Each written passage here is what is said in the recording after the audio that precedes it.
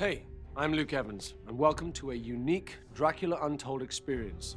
I had a great time bringing the Prince of Darkness to life, and now I can't wait to show you how it was done.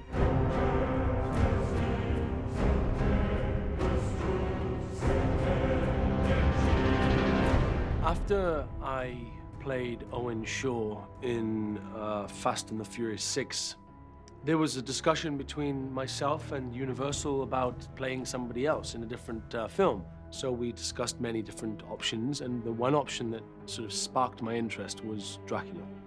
It was a great role for me, and I had a lot of fun playing that character.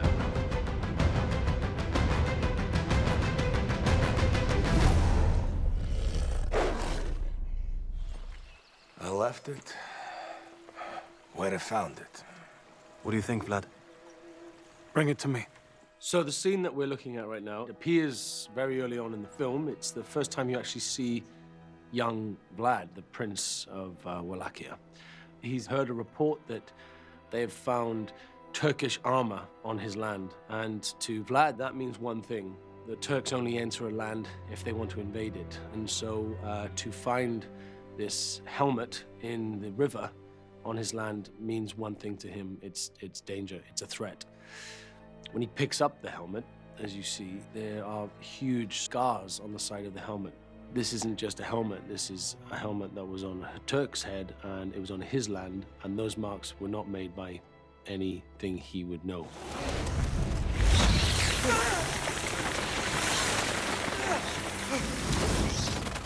They're inside. How do you know? Bats don't come out during the day. Something's disturbed them. This scene is when Vlad and his two henchmen, for the first time, enter the cave of the Master Vampire. There's something in this cave, and I think Vlad is the only person that's brave enough to want to explore and investigate what's up there. They made 3 caves, and this cave was all about the tunnel walking into the cave. So there was a huge sort of staircase of stone covered in skeletons and skulls and armor. What he realizes as he walks down this corridor into this cave, that there's not just armor from the Turks, there's armor from many other regions in Europe. They enter the cave, and he loses 2 of his men within the space of 5 minutes. They get swallowed up by the cave and by the creature inside the cave, which is played by the wonderful, phenomenal actor, Mr. Charles Dance. He plays the Master Vampire, who we see a very small glimpse of in this scene, but nothing too much. And Vlad uses his sword to swipe him and cuts him very slightly, makes the creature retreat back into the cave. I missed you. And I you. Sarah Gadon is a beautiful woman, inside and out. She's an incredible actress. She has a humongous responsibility in this film because she's the only woman. She's representing the females, and she's representing them in a brilliant way. She's a strong woman in the film. Mirena plays a supportive wife and a loving mother, but a woman that stands by her man. This is the first scene where you see another side of Vlad. You see the family man. You meet his wife, Mirena, and you meet his son, Ingeras. It's a very important scene for the film because it sort of sets up the importance of the family to Vlad. And it's a lot of the reasons why he does what he does later on in the film is because of this love he has for his wife and his son. That's what we wanted to provide here, was a sense of family and love and security. But she sees in Vlad's eyes in this scene that there's something wrong. She knows him inside out. And that's what's wonderful about her, is that she's not just a wife and a mother, but she's a very strong soul companion of Vlad. And so she knows how he works and how he ticks, and she knows there's something wrong. So this scene is the banqueting hall inside Vlad's castle. It's quite an amazing set. I remember when I first arrived in Northern Ireland, 7 weeks before we started shooting, they were building this set, and we didn't use this set until about 2 months into film. So, as you can imagine, that's a long time. And the detail in the set was incredible. And behind the thrones, you'll see these amazing images of me and Mirena and my son. The attention to detail and and authenticity as well. I mean, there was a lot of reference to what you would see in castles of that period at that time. And yeah, I felt very royal that day, I have to say. Welcome. We were not expecting you so soon. So this gets broken up by the Turkish soldiers entering. Hamza Bey, who is played by the wonderful Ferdinand Kingsley, arrives with his men straight into the middle of this event, and immediately people are very uncomfortable. They know that this doesn't happen. You know, they collect their money and they usually leave. There's no dialogue, but they stay, and they have a reason to stay. The Sultan requires 1,000 boys to join his Janissary Corps. This happened to Vlad when he was a young boy. Him and his brother were sent by his father as a sort of peace treaty to be reared by the enemy. Vlad doesn't want this for his own son. He knows what that means. It's a huge threat, and it's the beginning of Vlad's journey to becoming a vampire, and the reasons why he starts to find those powers. This scene is, it was an incredible day, actually. We transformed a farmer's field into the immediate encampment around Mehmed's master tent. It was quite a day, and that horse I'm riding is probably the most beautiful creature I've ever seen in my life. Anyway, we ride into the encampment, and Mehmed's soldiers all remember me because I was brought up by the Turks. Vlad got himself quite a reputation. He was called Kaziglu Bey, which means Lord Impaler.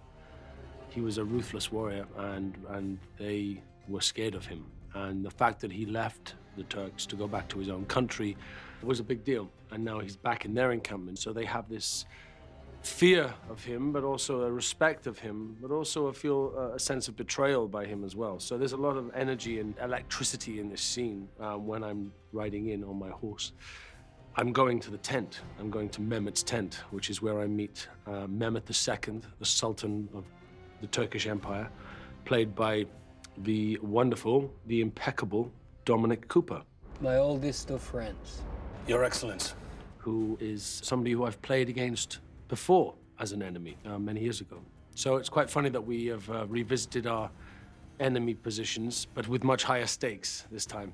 Dominic plays this sinister character who, you know, he's not very nice. He's really not very nice. Funny, because Dominic is very charming and very lovely, and a good friend of mine. And so it was quite fun. It's always fun to play against a friend and do something that you wouldn't actually do necessarily in real life.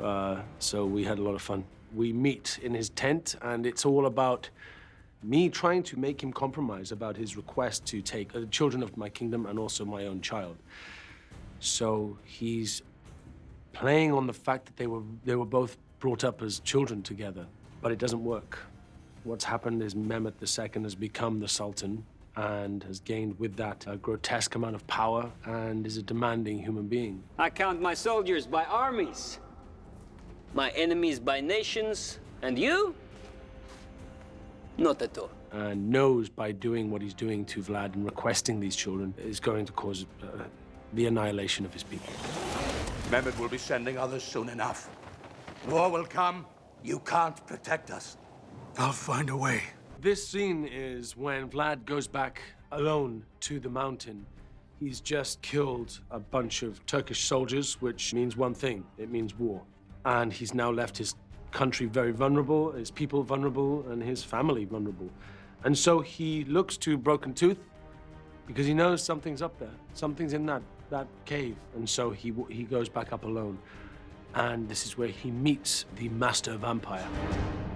What kind of man is it that crawls into his own grave? In search of hope, A desperate one. It's one of the most enjoyable scenes I got to shoot in the movie. Playing against such a brilliant actor as Charles. It was a joy. It was 4 days of a lot of fun. Even though it's not a fun scene, it was very fun to shoot. Vlad wants the power, and the Master Vampire wants the freedom. And between the two of them, they somehow come to an agreement. But it's a big moment for Vlad, and he's very brave to even enter that cave for a second time. Most people never get the second chance.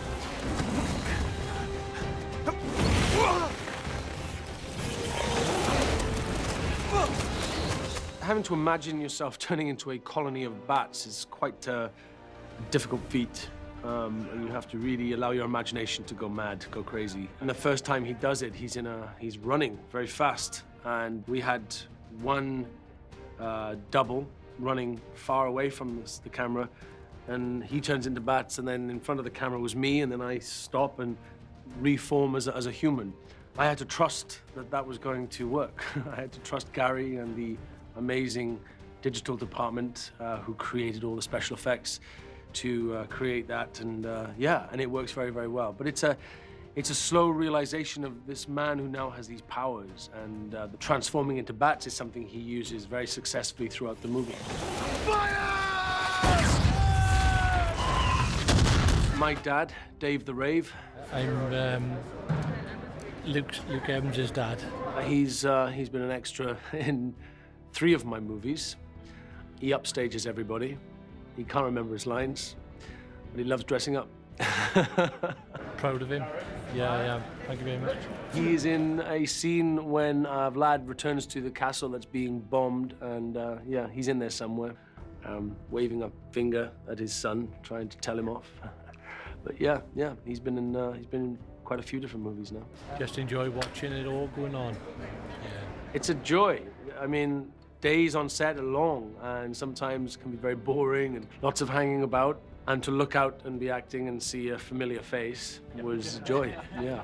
I hope he doesn't get bored too soon, and we'll do a few more movies before I'm done.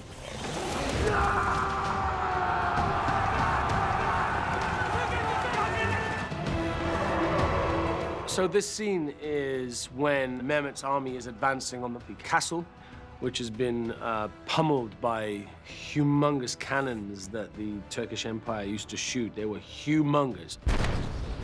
This fight was called Vlad versus 1,000, and it's basically that. It's me against, not 1,000, about 160 people. It took a long time to learn this choreography. It had to change a few times. We had to adapt it because of the camera angles. We had to give a couple of flares. We then wired somebody so that I could lift him off the floor and he would spin up into the sky. I felt very good that day. There's a lot of dialogue goes into scenes like this. They can be very dangerous. There's a lot of blades flying about, and so everybody needs to know exactly where they're going to be, what height, what speed the blades are coming at you. It's a huge amount of preparation. I've done a lot of this stuff in the past, but this one was really detailed. The credit goes to the wonderful stunt choreographer, Buster Reeves, who has choreographed some of the most iconic fights in cinema history in the last 10, 15 years, 20 years. And he choreographed this, and so it was him and the immensely talented group of stuntmen that he works with. We spent many, many hours, many days, many weekends in a huge hangar in Northern Ireland, in Belfast, learning these stunt sequences. We had steady cams. As you see in this shot, we have a camera tracking next to it. They moved around, they were above, they were below, they were in the middle of it. They chased me at one point. So there was a lot of different angles to catch all the different hits and the stabbings and all the stuff that went on in this scene. It was a very fun day. It was a hard day. It was exhausting.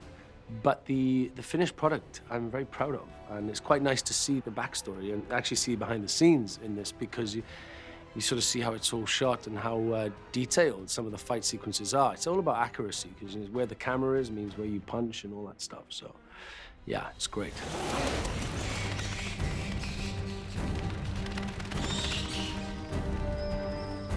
When Vlad realizes he has the power of the bats, he knows that they are following him and they're around him the whole time. But once he realizes that they are congregating in the tower in this monastery, I think he realizes that he could use this to his own advantage. And so he goes up into the tower alone, and he looks into the eaves of this tower, and he sees hundreds and hundreds of bats just landing and almost waiting for his command. Below in the tower, lower down in the tower, Mirena and Ingeras, my wife and son, can see these millions of bats circling the tower and rising above, up to the top of it where I am. And he gathers these bats, and as he moves his hand, they move with him. And as he clenches his hand, they turn into a fist. Even though I knew the bats weren't there on the day, I had such a clear vision of how it was going to look that it was a very fun day, and I'm glad it's turned out as effective as it has in the film. Bats have always been associated with vampires. It seems very right and just that we honor that historical connection between that wonderful creature and the most famous vampire of all. You can keep running if you like.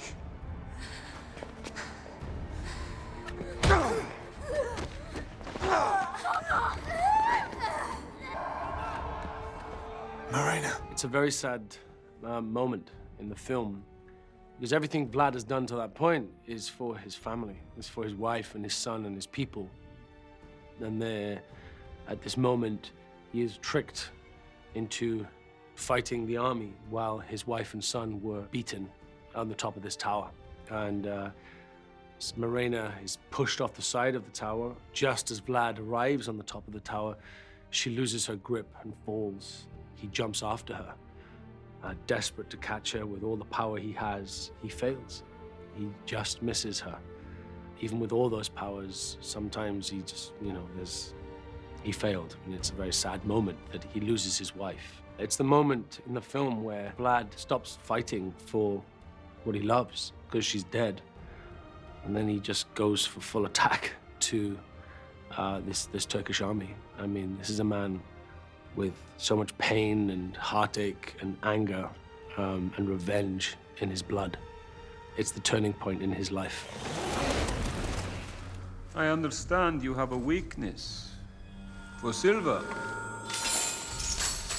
So this fight sequence is the final fight sequence in the movie, and it is an amazing set. We created the inner sanctum of the main Sultan's tent, and Mehmed has discovered that I now have a weakness to silver. And so what he does is he covers the whole of this inner circle in his tent in all the coins of my land. These silver coins that have my face on them. You could liken it to how Krypton is to Superman, silver is to Vlad. He can't touch it, it burns him. And he now has to fight surrounded by these coins that are silver and that have his face on them. And Vlad slowly loses more and more power. He's being drained by this silver that he's surrounded by, and he's losing his power, but fighting at the same time. I'm Mina. Vlad. This scene is the end of the movie. It's 500 years since the beginning of the story. But you meet him now, it's the 21st century. He's wandering, and he wanders through this market where he's probably wandered many, many times before. And he hears a voice, something stops him in his tracks, and he turns around and he sees what is, to our minds, Mirena, but Mirena's dead. This is a reincarnation of her, this woman that triggered all these memories from hundreds of years ago. Something happens there, history repeating itself. And that's where we leave the movie. That's where we leave the story. Open to possibilities.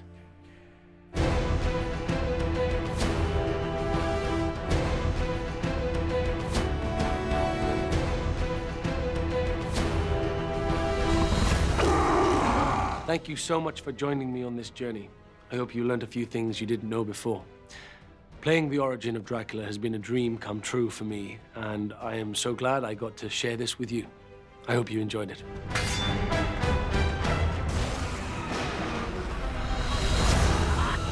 You forget who I am. My name is Dracula.